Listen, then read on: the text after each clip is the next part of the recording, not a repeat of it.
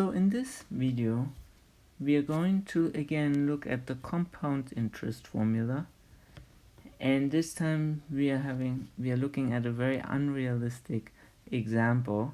However, it will lead us to hopefully some insight, but especially to the number e, and kind of give us an idea how that comes about.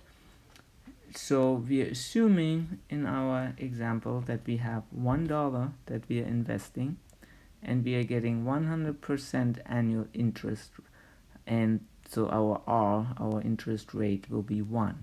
Then it is compounded once per year and for an entire year, so just 1 year. So everything is pretty much 1.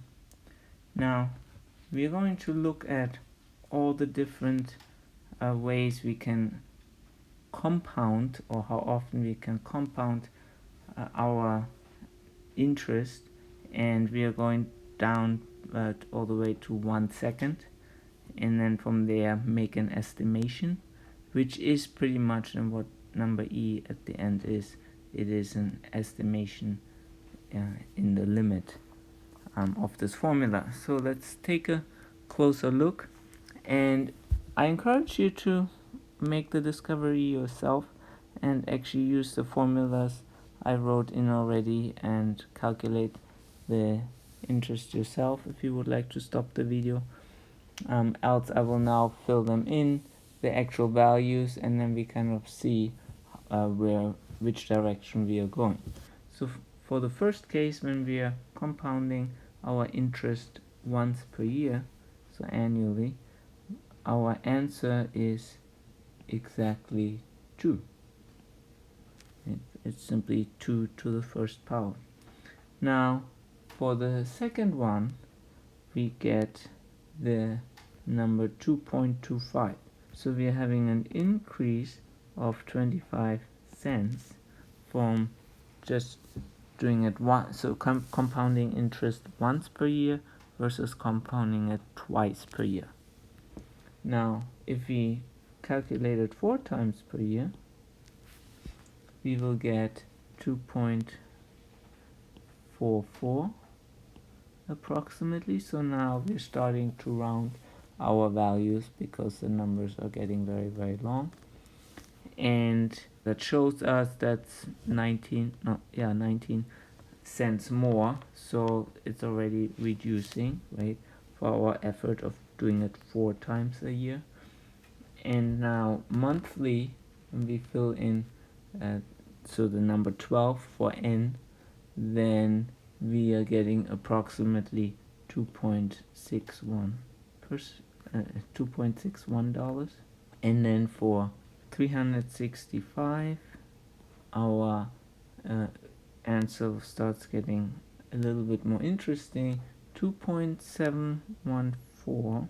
So I start needing to write down longer decimals in order to distinguish one from the other, because if I now go on to hourly, I start getting 2.718, and I'm gonna write one more down, which is a 1.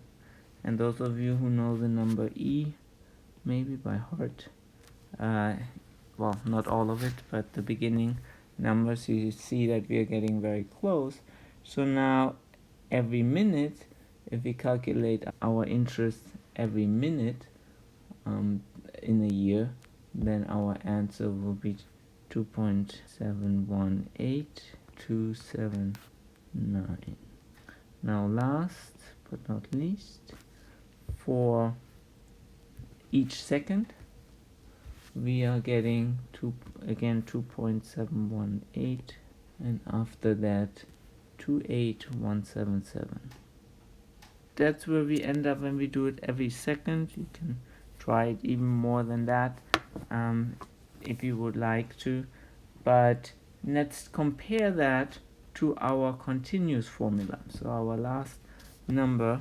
And because if we fill in our $1 principal, our rate of 1, and our time of 1 year, then we are basically getting exactly the number e, right? So this is equals to E, and our number E, I'm going to write this out as long as our calculators allow us. 2.71828, and that repeats once, but then not again. 1828 and then 459. And so it's an irregular decimal where there is no repetition, nothing repeats in the long run. So that is our number E, and so basically our E is defined at the end in the limit of, so our number E, and this is something, if you don't understand this yet, don't worry about it, but I'm just gonna show you a little bit of notation that you will learn in calculus, that when n goes to infinity, in the limit of 1 plus 1 over n to the nth power, because right, we had 1 year, so then that means there's just n left. So if we make n bigger and bigger and bigger, so even bigger than we had it, there's our 31 million, make it 31 billion, however big you want, you get closer and closer to E, and that is how E is actually defined. So now you have a little bit of a sense, I hope, how E comes about, what that number symbolizes, that we've been using already quite a bit, and then its inverse, of course, is then the ln that we've also been already seeing and working with.